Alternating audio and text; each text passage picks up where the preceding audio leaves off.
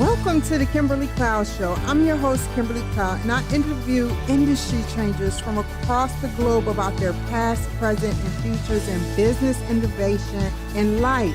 I enjoy helping people build their portfolios and bring out the authenticity of their business. Let's get started with today's guest. Hello, everyone. Welcome to the Kimberly Cloud Show. I'm your host, Kimberly Cloud. I have a very, very special innovator for the show today. Can you go ahead and announce to the world who you are and where you're calling from? I'm Guy Morris. I'm calling from Bellevue, Washington. Thank you for joining the show today, and you're in human form.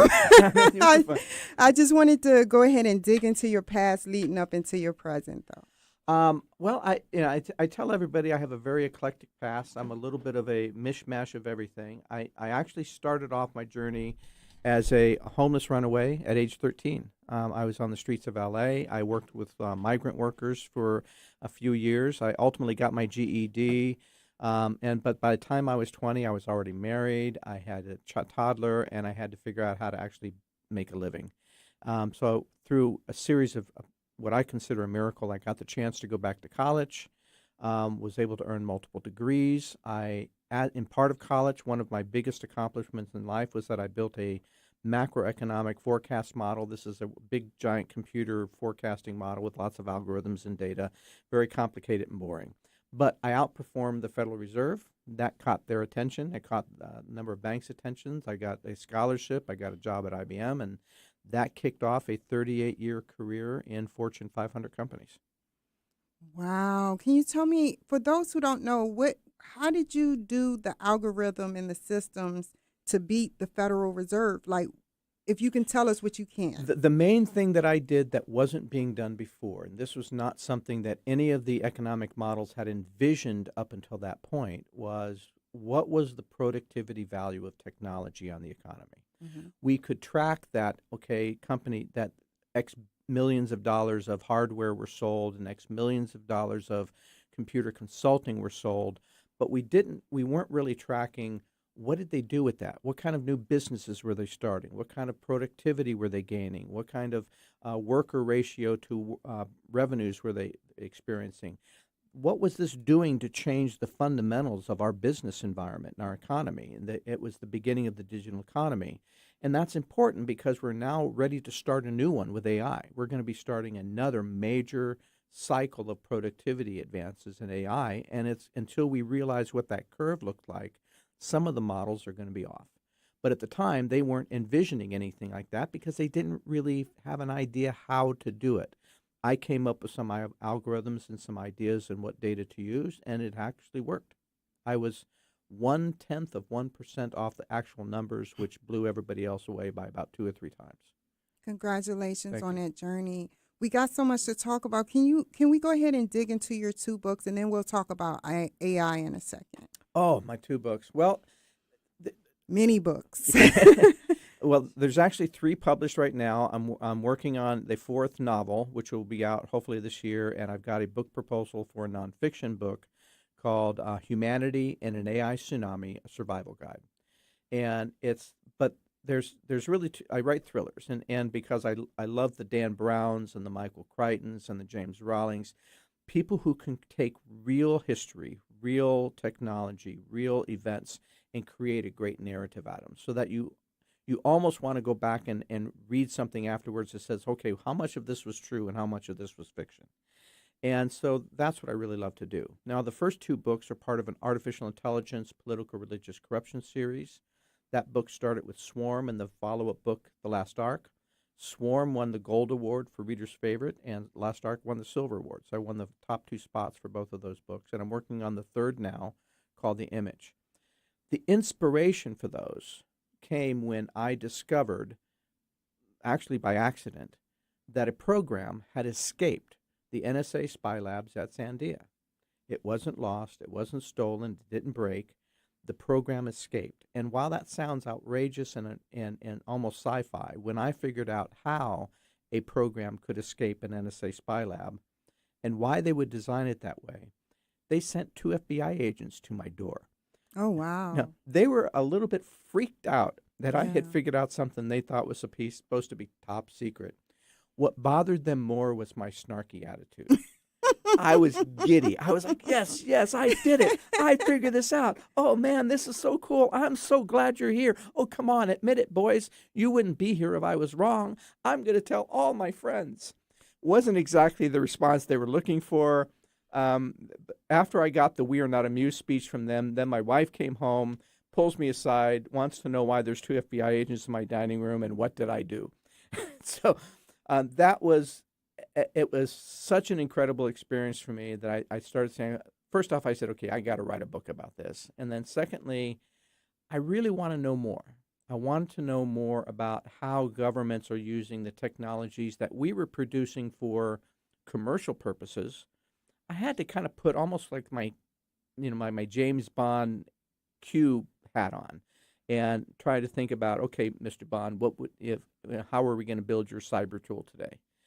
And that really got me more involved in how technologies were being used for malicious purposes, not just in the U.S. but around the world. And that was one of the reasons I wanted to write the book, was to help raise this for people to understand and see what's going on around them in plain sight, while we're off doing all of our fun things. But do it in an entertaining way, right?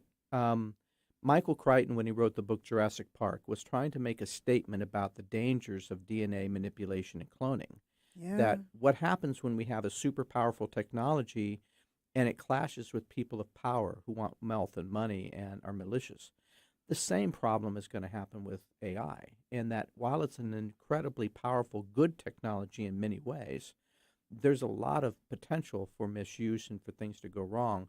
And I'm trying to kind of ask those simple questions. Gee, what can go wrong? Now, the third book is a completely different book. It actually was a historical thriller called The Curse of Cortez. And that book took me 12 years to research the history, the archaeology, and the Mayan mythology behind the story. But it is true. It, based on all that 12 years, was trying to find out true. And I was trying to solve a mystery.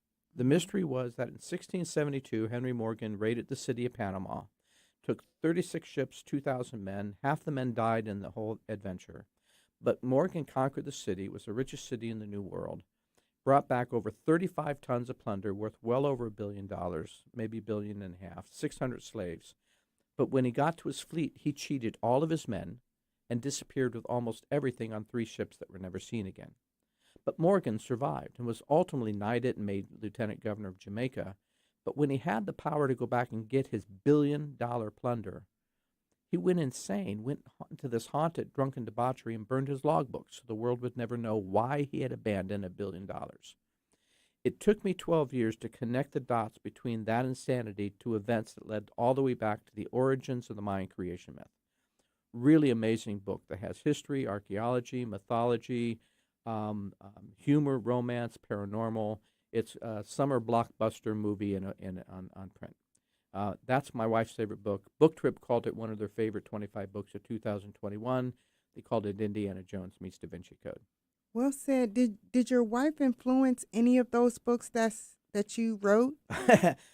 She is a character in The Curse of Cortez, a archaeologist named Darcy O'Sullivan, she, a fiery, strong-willed woman that it creates a lot of humor. She actually read the character, and I asked, do you mind if I use your name? And after she read the character, she said, "No, I don't mind." You know, I'm sure it would have depended on how that character was written, but I think I got away with it. Cool. Okay, now, drum roll. Can we please talk about what you know about artificial intelligence? Oh my gosh, to say what I know about AI we don't have enough time. I can say this: it's the most powerful technology ever created by humans, and for some of us in the field, has the potential of being more dangerous than nuclear power. And one of the reasons I would say that is we've never had, no matter how powerful the nuclear bomb was, we've never had a nuclear bomb that could recreate its own self.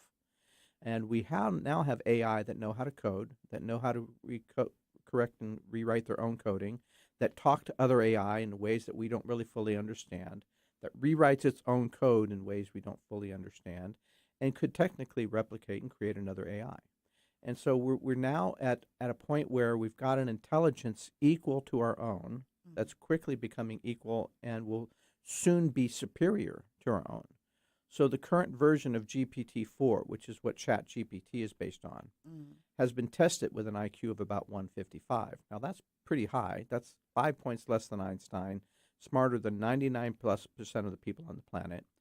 And if it continues to grow at the rate that it's growing, which is 10 times every version, we're now looking at a computer with, by the end of 2024, that will have an IQ of close to 1,000, basically smarter than any person on the planet.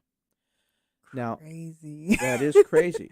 Now, right now, it's procedural. It doesn't have its own will. But there are also scientists that are working on the avenue for what it would take to make an AI conscious or self-aware.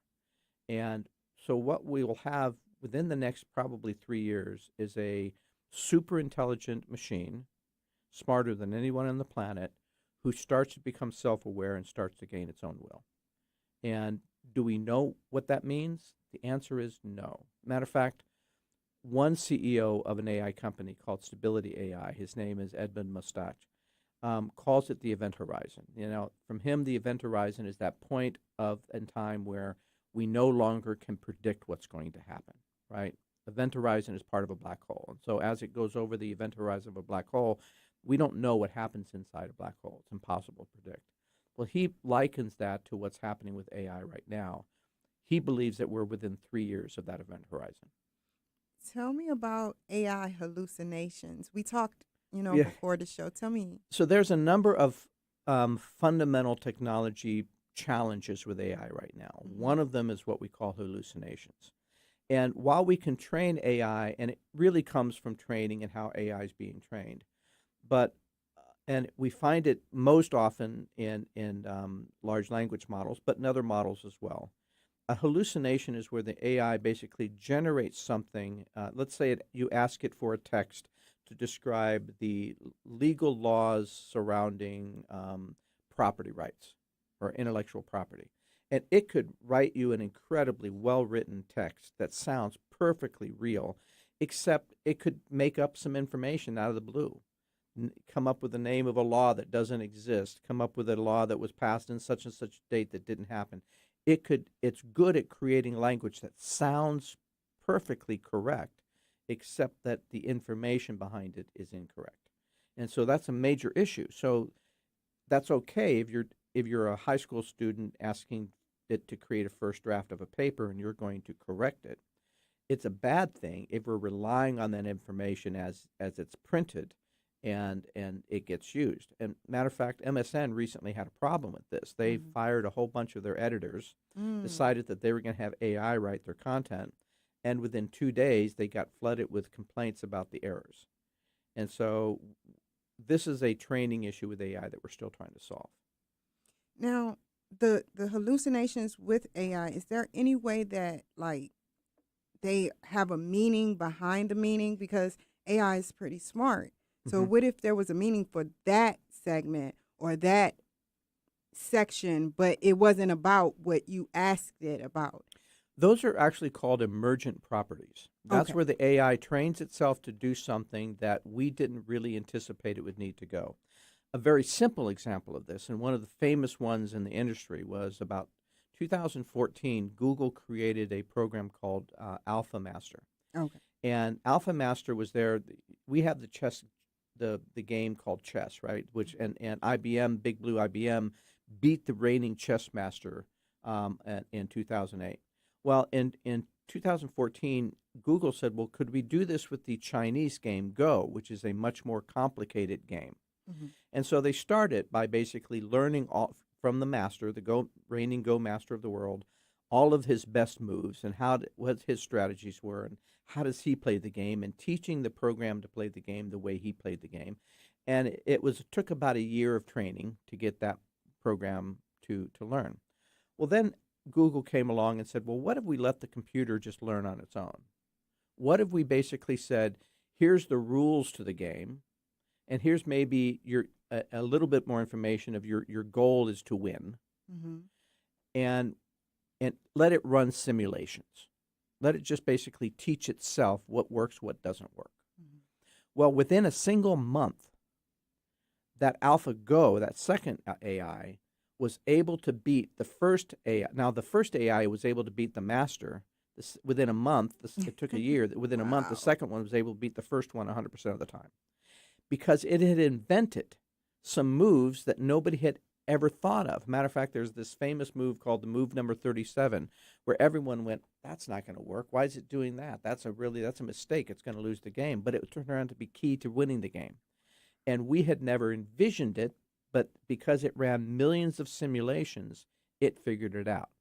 And so there's going to be things that the computer's going to do that are way different than we ever imagined, that are actually going to be things that solve the problem that we never could figure out how to do. Well said. Well Yeah. said, Guy. I have another question that I Mhm. asked you out there. It was about taking artificial intelligence into a water solute in a medicine type form and injecting and making having it go into our DNA. Mhm. And my next question after that, that is conjoined, is how can we mix that so we can be able to learn everything off of YouTube? Because, like I told you, our whole life we cannot learn YouTube. And some people, it's different genres, and Mhm. we cannot learn in a lifetime. So, what is the solution to that, and how do you feel? Well, if you read 24 hours a day, 7 days a week for your entire life, you probably consume about 8 billion words. Wow. A computer, an AI, can consume 100 billion words uh, every other day. Okay. And so, computer's always going to be so much faster than we're ever going to be. There's so much information in the world. There's no way that as a human we're ever going to be able to consume it all, which is one of the reasons we're trying to build these intelligent machines to do things that are beyond our human capacity. Just like we find machines that can see wavelengths of light that we can't see or hear frequencies that we can't hear. We're constantly trying to find the boundaries and expand the boundaries of what our human capabilities are, including finding multiple dimensions. And so AI, one of the values of AI is that it can handle massive, massive amounts of information. We're talking in the next version of GPT-5, probably within a couple of years, we'll have 100 trillion different data tokens attached to that. Our brains cannot handle that much. And Understood. so there are people speculating with trying to create intelligent nanos that could then be put into a liquid form and injected. We really don't know what the outcomes are going to be and how to make sure that the nanos basically attach to brain functions and then operate the way we think they will within a brain function. So there's a lot of sci-fi what if types of conversations there. I don't think that's a viable technology in the short term. Understood. What will be a viable technology in the short term is having an AI agent on your phone and having a personal assistant that knows your schedule and knows your voice and knows your shopping preferences and can do your grocery shopping for you and can manage your schedule for you and set up appointments for you and do other things and research for you to say go find research on such and such a topic and have it come back with accurate information without the hallucinations. And so that's having sort of a personalized AI agent. It could be your counselor, it could be your friend. You could have emotional issues, and it could tap into um, um, empathetic models that can basically talk things out with you. So we're teaching AI to do almost every task that humans can do. We're now getting to the point where AI are doing many of those tasks better than humans. Well said. And tell us about Neuralink. And Neuralink is a specific technology that Elon Musk is working on where he wants to create a digital link directly into the brain, actually would wire into the brain itself, and would create some of this sort of hybrid computer to brain sort of technologies. Now, there's a lot of issues with the Neuralink, and right now it's proving good in a good way, which is helping quadriplegics be able to who to have no control over their bodies to use their thoughts to manage a computer or manage a specific device, which is power for them, major powers, and it's just gotten approved from the FDA to do human testing, so they're just at the very early stages of testing. so it's like in phase 1 right now. Well, yeah, very, very early phase, for example, Okay. yeah. And we don't know what the negatives are. We don't know if there's negative impact to the brain. We don't know if there's side effects to that would come over time. We don't know if it would cause any sort of electronic fatigue by having the impulses into the brain that way. Right now, the tests are looking positive, and I think for specific medical applications, I think it is a viable technology to be exploring. As a general interface for humanity into computers, I see problems with that because our brains are amazingly complicated, Hmm. but they're not even a fraction. They're not even like a tenth of a percent as fast as computers, and so you get data transference rates that could cause real problems. We don't know what that's going to do. Okay, and can you tell me, because we were talking about this before the show, about the data breach at the airport with facial recognition? Explain that. Yeah.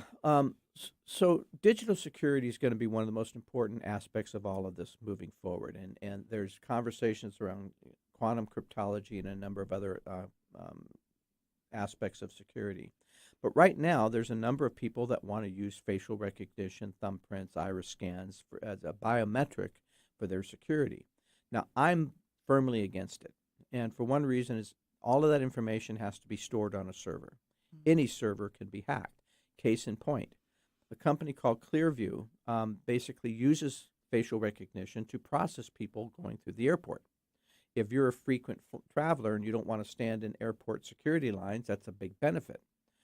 The problem is that Clearview was hacked a few years ago. 2.1 million facial identities were stolen and sold on the dark web. No That means way. 2.1 million people will never be able to retrieve and own their facial identity. That means somebody could digitize that. They can find another application that uses it. They could replicate a passport for you. You don't own that. Now, if it were a password, that's a pain in the butt when your password is stolen. But you can always reset your passwords. If I steal your facial identity, your digital identity, that's something you're never going to get back, and you're never going to be fully in control of. So yeah, facial identities, digital biometrics, until we can create unhackable servers, um, they're problematic. And over the last 10 years, over 10 billion identities have been hacked and stolen. Most of those have been sold on the dark web. Companies or countries like Russia, China, Iran are buying them because they want to figure out a way to take those identities and weaponize them. They don't want to just come after Kimberly to harass Kimberly or Guy to harass Guy. They want to create a weaponized version that can take down hundreds or tens of millions of accounts at a time to disable the nation at a critical time. So, and we're doing the same thing. We've got ways of taking down the Russian power grid and the Chinese power grid. We're working on similar types of Because it's a applications. national security threat. This is In an under international two security threat. minutes, tell Yeah. me real quick, because we're running out of time.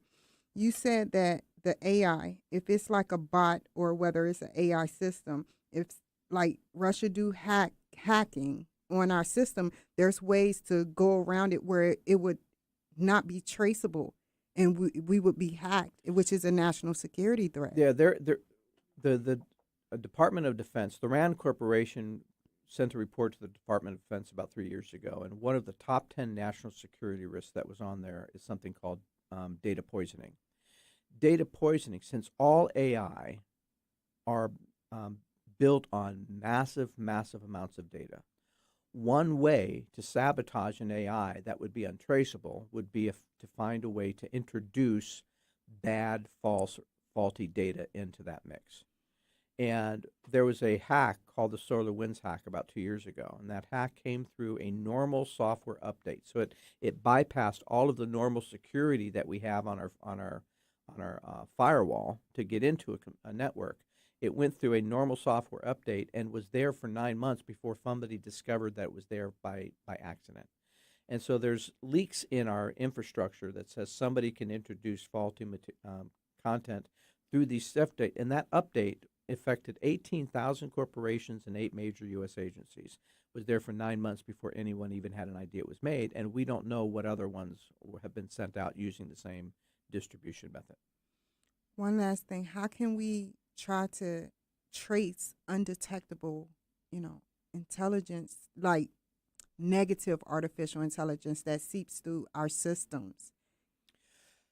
Right now, we do not have controls over adequate controls legally, technology-wise, or internationally over managing malicious uses of artificial intelligence. The same platform that created ChatGPT, also was the platform for products called Evil GPT, Fraud GPT, Worm GPT, Darkbird. These are all dark web sold products that are AI products specifically designed to use the power of AI to write more powerful malicious code faster.